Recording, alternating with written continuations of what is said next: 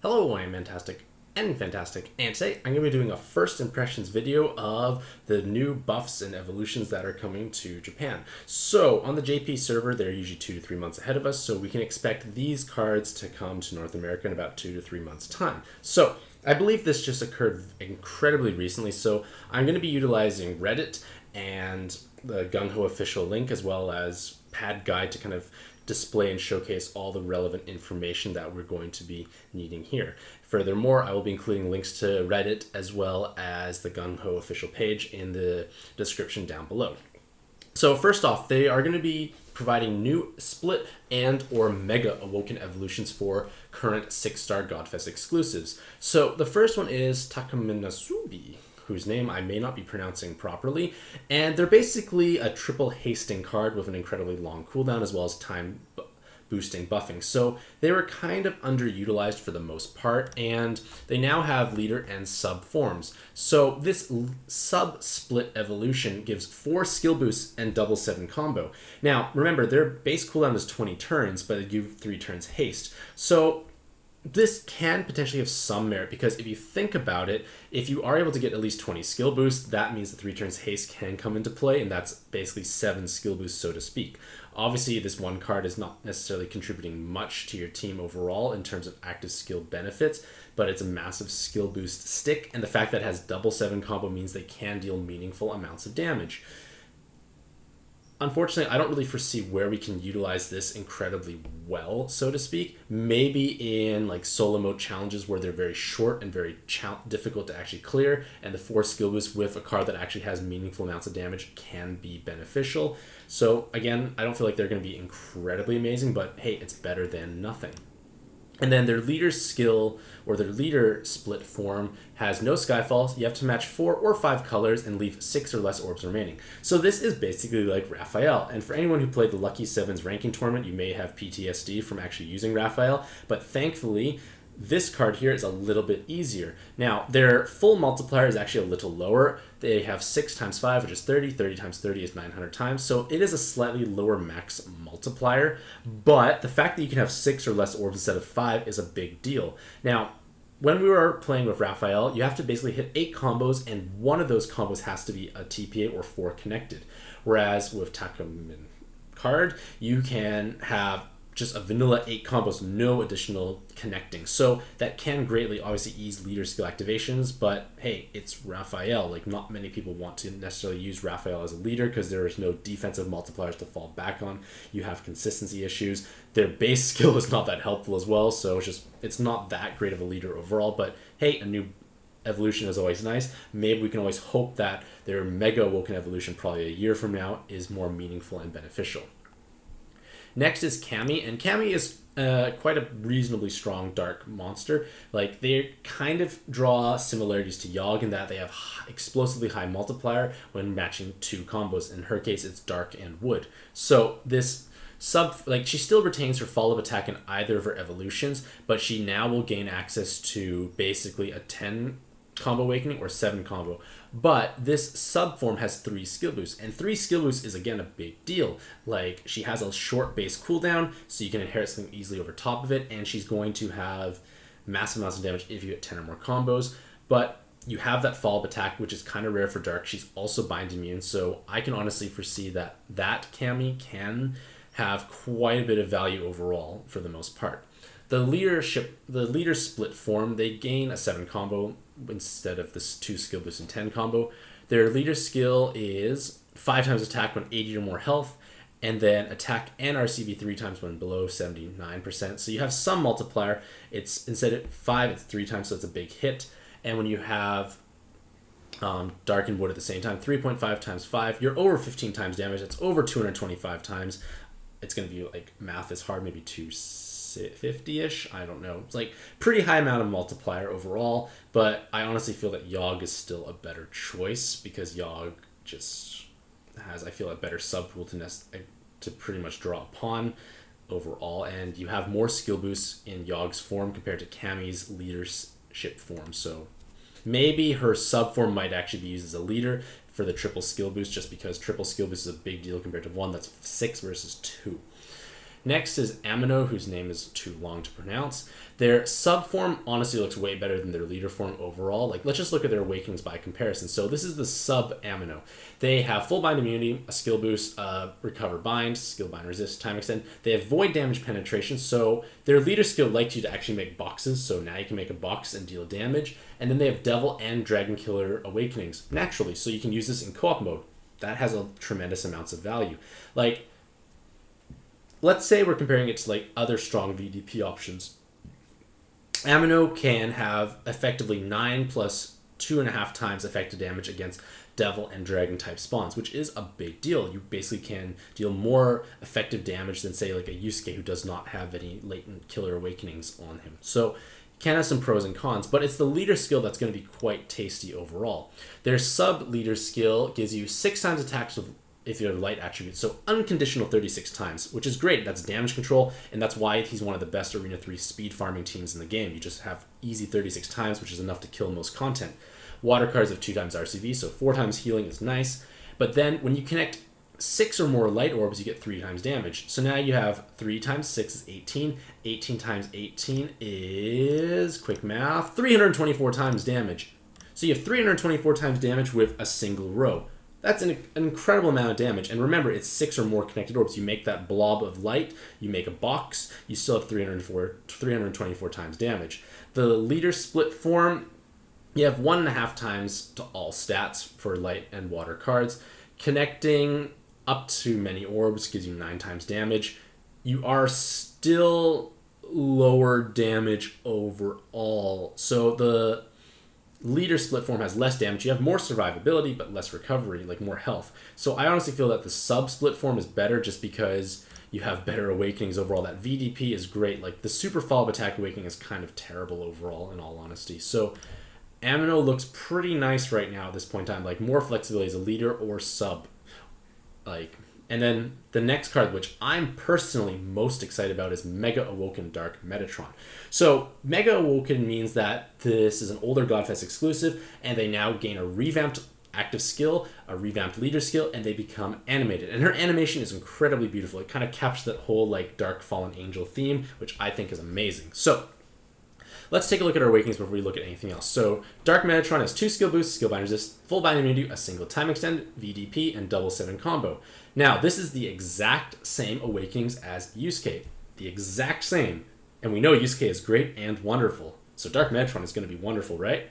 Yeah, she actually will be. So she has personal 4 times damage, as well as the ability to basically pierce through damage avoiding spawns. And remember, using them both as leaders like Yusuke, you're basically having 2 cards that can pierce through, which is a big deal. But because she's Mega Awoken, she gains a significantly different kit overall. So her active skill is reduce health by 20%. I'm assuming that's team health. There's a plane flying overhead, but reducing your team's health by 20%, which is important because that's how you activate your damage multiplier. So you get yourself into your damage threshold even if you were full health. That's a big deal. You also deal 100 times attack to a single enemy. 100 times damage is not necessarily enough to be meaningful amounts of damage, unfortunately. Like 200, 250 times tends to be like the one, like a good number to like button through spawns. So maybe can't use Dark Metatron as a button ability. I feel that it's just stuck on there to add extra turns to her cooldown, which is unfortunate. You unlock all orbs, so this is Yusuke, and then boom, you get a full board of light and dark orbs. So you are very much like Yusuke. You have the orb unlocking, the bi-elemental board changer, but for herself, she pushes herself down into her health threshold. I don't know if the self-harming effect will actually lower her cooldown to kind of counteract the 100 times nuke damage component, because the 100 times nuke damage component should add turns to the cooldown. Self-harm usually reduces the cooldown, so this can be quite amazing overall.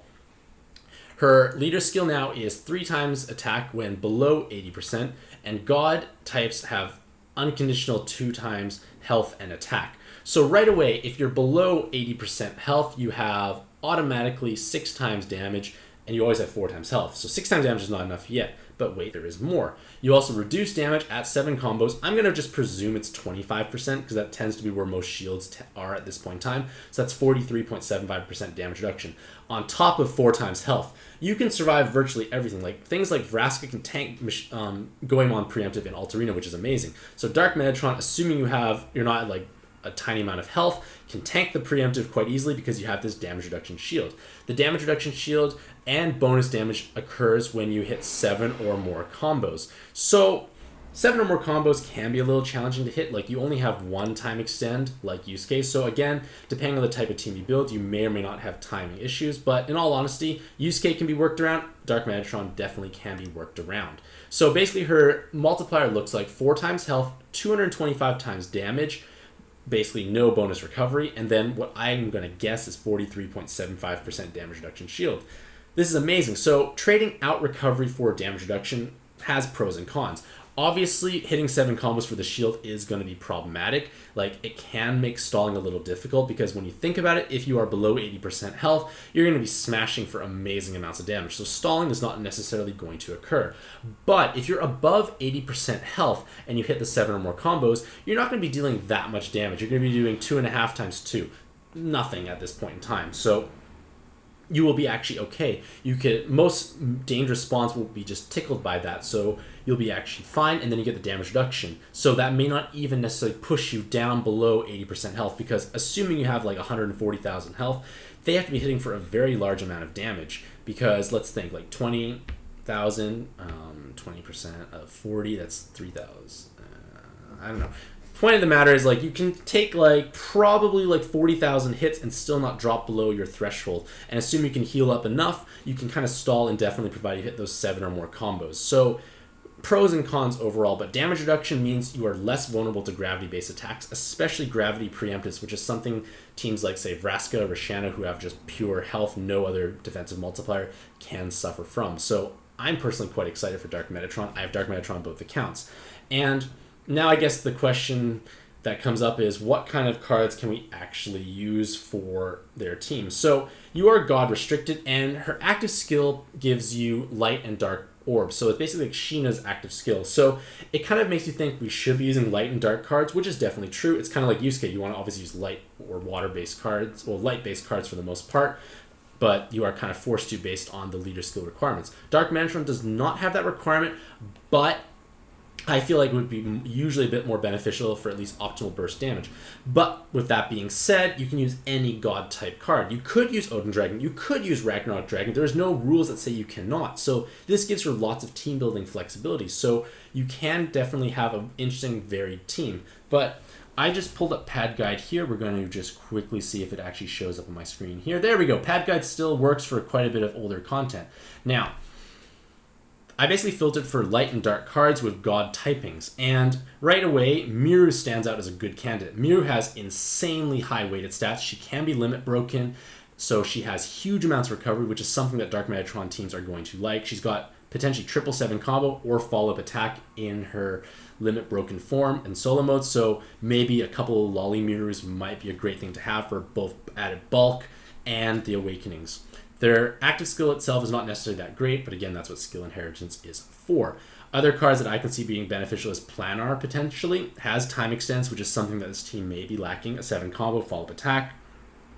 New Year's Yomi has lots of time extends, but the fact that they can be limit broken along with double 7 combo means they do provide meaningful amounts of damage. We have Kali, Dark Kali, double 7 combo, no time extend, unfortunately. Halloween Verdandi can be a strong follow-up attack option, double 7 combo, 2 skill boosts. Unfortunately, it's a bit more of a rare card. Uranus can be used for 777 combo. These are just dark and light cards. There's no rule. No Himes in their various forms can, not their ideal forms, but like in their base forms that are evolved, can be also used. So like there is a modest subpool, but again, there is no rule that says you have to use light and dark cards. It's only if you want to have synergy with Dark Metatron's base active skill, which is quite powerful. Again, Ragnarok Dragon, Odin Dragons can definitely be used. So overall, I am pretty excited for Dark Metatron, but again, 2 to 3 months wait time. And then we have some various monster buffs, which are unfortunately not going to be as exciting overall. Red Guan Yu now gives poison and heart to fire, heals 5,000, recover 5 turns of binds. So again, for various farming teams where there's a lot of hazard orbs, this can be a reasonable active skill. Like, not a bad thing overall. And he gets Super Awakenings, Cloud Resist, VDP. Let's see if I can see his stuff here. So Red Guan Yu is actually not as horrible as it used to be. You have double 7 combo, You're fully bind immune to skill boost. Like, this can be a potentially viable card. It's not going to be as game changing as before, as other cards, I should say, but not as bad. Remember, it's garbage can. Like, I feel like this is reasonable overall. The Light Zulang, oh gosh. 4 turns bind and Awoken bind clearing. Sure, why not?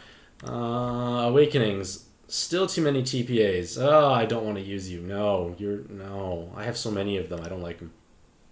Parvati, this seems random again, like lots of random cards.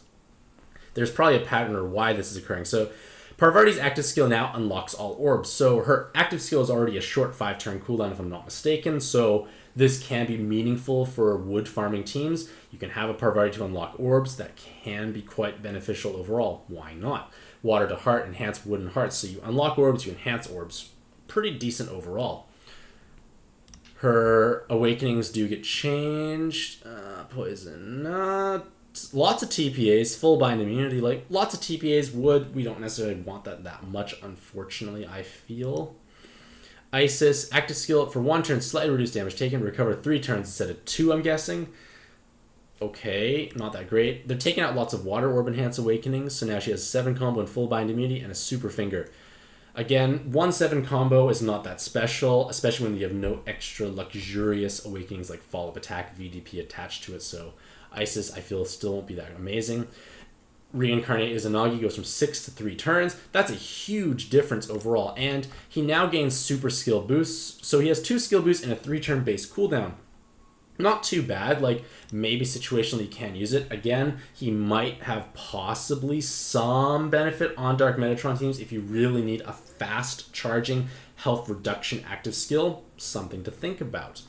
And now the split evolution Red Sonia now actually has a possibly meaningful leader skill and awakenings overall. So you have, 2 times health and attack, and then 4 times attack when connecting fire orbs. So 64 times damage. It's alright. There's no recovery component, which is unfortunate, but it's their ability to be limit broken, have super awakenings that makes them quite potentially useful. So right now we have double 7 combo, which is quite a good thing already, like, and 2 skill boosts, not bad. And the board changer is what we like to have for void damage penetration cards. But wait, her super awakenings give cloud resist, skill bind resist, and now VDP. So we now have Red Sonia with double 7 combo and VDP. That is a big deal because Red does still have modest VDP options, but now you're achieving someone who has 10.5 times personal damage plus latent killer awakenings. This can be quite meaningful overall. Like, Red Sonia just became quite valuable, and for all those people who just converted her into her weapon assist forms, maybe you want to have had one in her non-weapon assist form because you can't necessarily reverse that evolution. So Red now has a very strong VDP option. Like, Red Odin was pretty good. Red Sonia does more damage, as well as having double 7 combo, so she has effective damage throughout the dungeon. So something like Joyra can have benefit from this. Like, yes, Red Sonia's active skill doesn't synergize with Joyra, but at least Red Sonia has the high effective damage with VDP, which is something that Joyra-based teams may have been lacking. Like, Anubis Diablos tend to be good because they could use Yusuke or Valentine's Day, so these Joyra plus whatever now has an option with Red Sonia. So, in conclusion, like, this, there are a lot of exciting buffs and evolutions coming to Japan. Again, North America will acquire these in about 2 to 3 months' time.